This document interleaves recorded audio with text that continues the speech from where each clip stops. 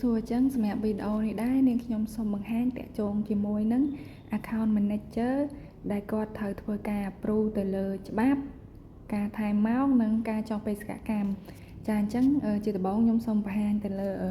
ការ approve ការស្នើសុំច្បាប់របស់បុគ្គលិកសិនចាអញ្ចឹងដើម្បីធ្វើការ approve បានគឺយើងចុចមកពាក្យថាសុំច្បាប់នេះមកចាអញ្ចឹងយើងនឹងឃើញចំនួនបុគ្គលិកដែលគាត់ស្នើសុំនឹងចាអញ្ចឹងឥឡូវឧទាហរណ៍ថាខ្ញុំ approve ជូនបុគ្គលិកម្នាក់នេះអញ្ចឹងយើងចុចមកចាអញ្ចឹងយើងនឹងឃើញប៊ូតុងហើយនឹងព័ត៌មានមួយចំនួនដែលគាត់ request មកយើងនឹងចាអញ្ចឹងឥឡូវឧទាហរណ៍ថាខ្ញុំធ្វើការអនុម័តជូនគាត់អញ្ចឹងយើងមានអនុម័តហើយនឹងបដិសេធអញ្ចឹងបើសិនជាយើងចង់បដិសេធគឺយើងចុចមកប៊ូតុងបដិសេធមកតែបើយើងអនុម័តជូនគាត់យើងចុចទៅលើប៊ូតុងអនុម័តអញ្ចឹងឥឡូវវីដេអូនេះខ្ញុំនឹងបង្ហាញទៅលើការអនុម័តជូនគាត់អញ្ចឹងឥឡូវយើងចុចប៊ូតុងអនុម័តយើងមកចាអញ្ចឹងវាទទួលបានជោគជ័យហើយអញ្ចឹងយើងអាច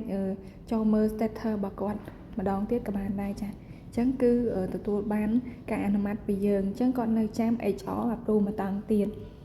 ចាអញ្ចឹងសម្រាប់ការ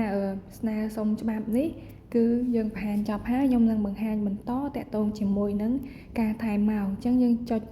លើពាក្យថែមម៉ោងនេះមកចាអញ្ចឹងដើម្បី approve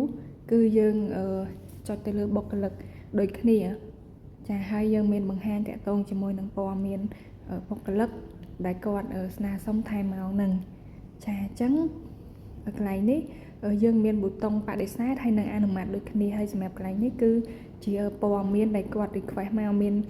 បង្ហាញតាក់ទងជាមួយនឹងថ្ងៃម៉ោងប៉ុន្មានដល់ម៉ោងប៉ុន្មានចាអញ្ចឹងឥឡូវខ្ញុំសូមចុចអនុម័តជូនគាត់ចាអញ្ចឹងយើងអនុម័តទទួលបានជោគជ័យហើយអញ្ចឹងយើងអាចមើល detail ឡើងវិញបានចាអញ្ចឹងយើងបានអនុម័តរួចហើយអញ្ចឹងគាត់មិនទាន់ទទួលបានជោគជ័យសម្រាប់ការស្នើសុំថែមម៉ោងទេដោយសារយើងនៅមានអ្នកapprove 2នាក់ទៀតចាតែមុខងារដែលយើងត្រូវធ្វើការ approve នេះគឺយើងត្រូវបាន approve រួចហើយចាអញ្ចឹងបន្ទាប់មកទៀតខ្ញុំនឹងបង្ហាញតាក់ទងជាមួយនឹងការ approve ទៅលើការចុះបេសកកម្មរបស់បុគ្គលិកអញ្ចឹងដើម្បី approve បានគឺយើងចុចមកបេសកកម្មនេះមកចាអញ្ចឹងយើងចុចមកយើងឃើញព័ត៌មានបុគ្គលិកដែលគាត់ request ជាច្រើនចាអញ្ចឹងតាក់ទងនឹងកន្លែងនេះយើងអាចចុចលើពាក្យលើឈ្មោះបុគ្គលិកហ្នឹងមកចាអញ្ចឹងគាត់ស្ថិតនៅក្នុង pending